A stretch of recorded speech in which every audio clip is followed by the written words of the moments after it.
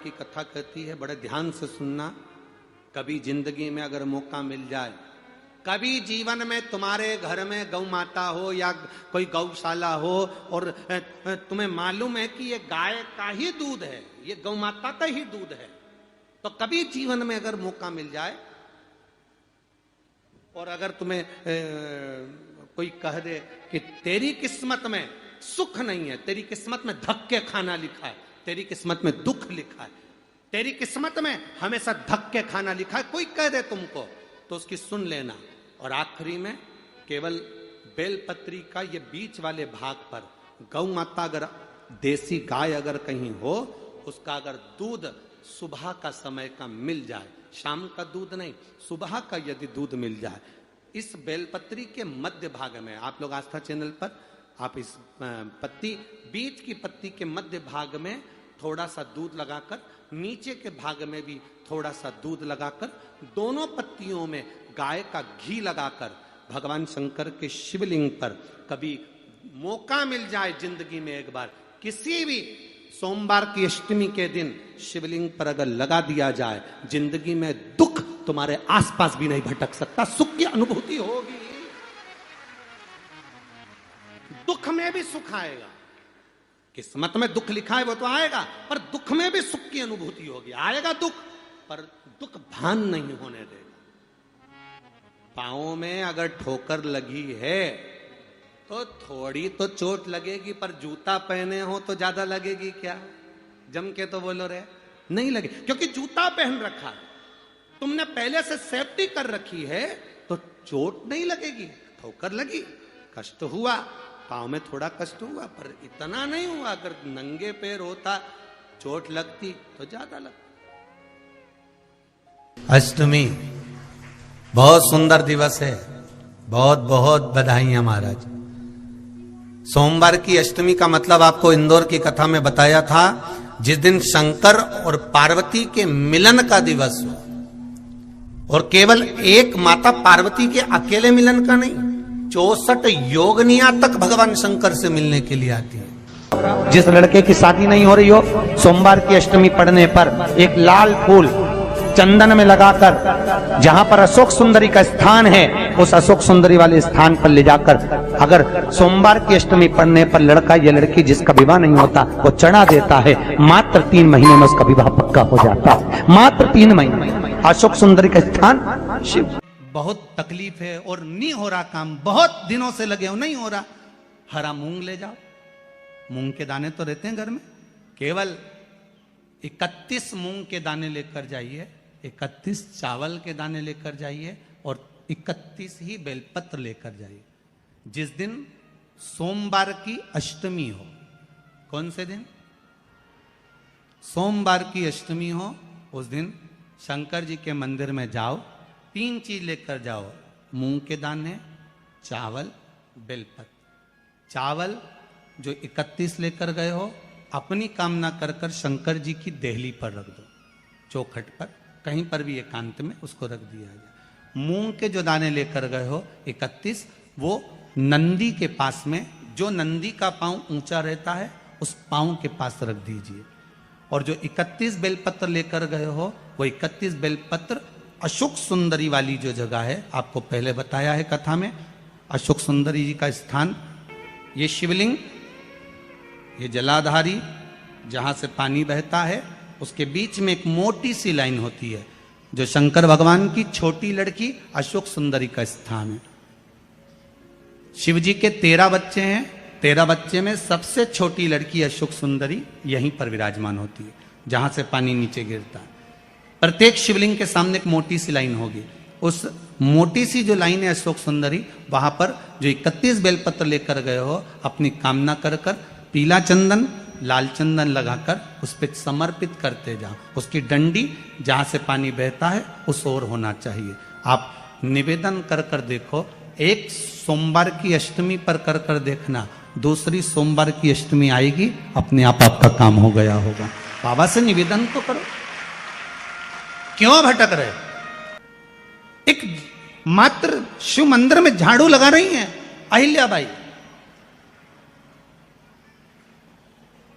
साधारण सा भाव है, केवल एक झाड़ू, कई लोग कहते हैं महाराज जी आप कहते हो मंदिर में जाके झाड़ू लगाओ, पोछा लगाओ, तो जो हमने मंदिर में रख रखा है स्वीपर आदि कादिक जो भी सेवा करने वाला है, काम करने वाला है, वर्कर है, वो कर रहा है, तो हम क्यों करें? अरे भाई एक बात याद रखना, आप सबसे पूछना चाहूंगा, आप लोग कहते हो कि मंदिर की सफाई जो वर्कर रखा है उसे करना चाहिए, मंदिर की सफाई जो पुजारी रखा है उसको करना चाहिए। मैं आपसे पूछना चाहता हूं कि आपके घर में जो तिजोरी है दिवाली पे उसकी सफाई कौन करता है? नौकर करता है? अरे बोलते तो जाओ। नौकर करेगा? नहीं। वर्कर करेगा? नहीं। स्वीपर करेगा? नहीं। तिजोरी की सफाई कोई दूसरा नहीं करता, तिजोरी की सफाई हमें करना होती है। उसी तरह मंदिर की सफाई ना पुजारी करे ना कोई वर्कर करे, जो दर्शन करने जाए वो करे, क्योंकि ये तिजोरी है हमारी, ये तिजोरी है हमारी, यहां से हमें मिलता है, ये मेरा देव अधिदेव महादेव देता है। और धतूरे का फूल,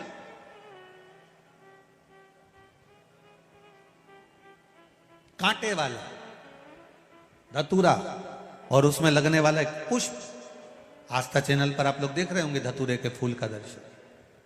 धतूरा और धतूरे का पुष्प, छोटा सा पौधा है, ज्यादा बड़ा नहीं है, कांटा लग रहा है, धतूरा लग रहा है, और उसमें भी साधारण धतूरा नहीं, जिस धतूरे के नीचे की डंडी लाल कलर की होती है, अगर वो सोमवार की अष्टमी को देव अधिदेव महादेव को समर्पित करी जाती है तो उसके घर में कभी संपदा की कमी नहीं होती है। वो धतूरा है, साधारण नहीं है। धतूरे में भी लाल डंडी, जैसे धतूरा गोल होता है उसके नीचे एक छोटी सी डंडी, देखा है आप लोगों ने? अरे देखी कि नहीं देखी बोलो? धतूरा देखा है ना? धतूरे के अंदर एक नीचे छोटी सी डंडी होती है, जब तोड़ोगे तो वो डंडी का कलर अगर लाल है, वो डंडी का कलर अगर लाल है, और कभी हम तो कहेंगे जैसे बड़ी बीमारी जिसको हो जाती है, लीवर, किडनी, कैंसर आदि कादिक बड़ी बीमारियों से जो जूझ रहा होता है, प्रयास करो, प्रयास, महामृत्युंजय का जाप कर कर, महामृत्युंजय का स्मरण कर कर, एक लाल डंडी का धतूरा प्रयास करना, एक धतूरा मिल जाए या 5 धतूरे मिल जाए किसी भी एकांतेश्वर महादेव पर, जो शिव मंदिर एकांत में हो, जहां कोई जाता आता नहीं हो। वैसे तो अब बहुत मुश्किल है कि ऐसा मंदिर मिल जाए जहां कोई जाता आता नहीं हो, पहले की बात दूसरी है, अब बात दूसरी है। फिर भी कहीं आप रोड पे से निकल रहे हो, एकांतेश्वर महादेव अगर आपका दिख जाए, बहुत बीमारियों से ग्रसित हो, तो भी महामृत्युंजय जाप का स्मरण कर कर या किसी विद्वत ब्राह्मण जन से महामृत्युंजय मंत्र का जाप कराकर या भगवान शिव के मंत्र का जाप स्वयं कर कर, वो भी ना बने तो पंचाक्षर मंत्र नमः शिवाय, षडाक्षर मंत्र ओम नमः शिवाय या श्री शिवाय नमस्तुभ्यम जप कर वो लाल डंडी का धतूरा 5 एकांतेश्वर महादेव को आप समर्पित कर सकते हो। रोग थम जाएगा, जो दवाई खाओगे वो शरीर को लगना प्रारंभ हो जाएगी और आप स्वस्थ होना प्रारंभ हो जाएंगे। अगर बड़ा रोग, देवी शंकर के मंदिर में जाओ, शिव जी का पूजन कर कर जब वापिस आओ तो शंकर भगवान के मंदिर में जो बाहर नंदी बैठता है उसके कानों में ओम नमः शिवाय बोलकर अपने मन की कामना उसके कानों में बोलकर आप आ जाइए, आपकी कामना 3 महीने में पूरी हो जाती है। नंदी के ईश्वर भगवान का स्मरण करिए। अगर 7 बेलपत्र आप शंकर को समर्पित करते हो तो 1 बेलपत्र नंदी भगवान पर भी जबरदस्त अवश्य समर्पित करें। नंदीश्वर भगवान शिव को समर्पित, 1 बेलपत्र नंदीकेश्वर की ओर चढ़े। और बहुत ध्यान दीजिए महाराज, अगर कोई काम अटक रहा है, नहीं हो रहा, बहुत प्रयास करा, तो भगवान शंकर के मंदिर में 5 बेलपत्र चढ़ाइए। और शंकर भगवान की जो छोटी लड़की है अशोक सुंदरी, आपको बताया था ना अशोक सुंदरी का स्थान, भगवान शंकर की 6 लड़कियां हैं, उसमें से सबसे छोटी लड़की अशोक सुंदरी की जगह पर 1 बेलपत्र चढ़ाइए। फिर 1 बेलपत्र नंदीकेश्वर पर चढ़ाइए। और नंदीकेश्वर पर चढ़ाने के बाद भगवान शंकर के मंदिर के बाहर चौखट पर दिया लगा दीजिए साइड में, और फिर अपने घर पर आ जाइए, आपका कार्य सफल होना प्रारंभ हो जाए। नंदीकेश्वर, भगवान नंदीकेश्वर का स्मरण कर लेने पर जीव आनंद सुख की अनुभूति करता है, आनंद सुख को पाता।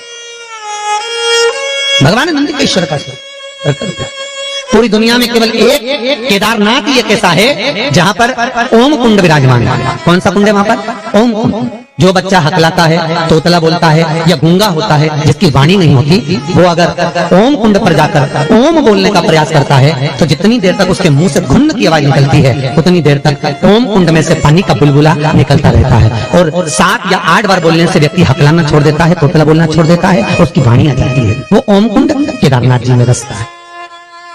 कहां बसता है?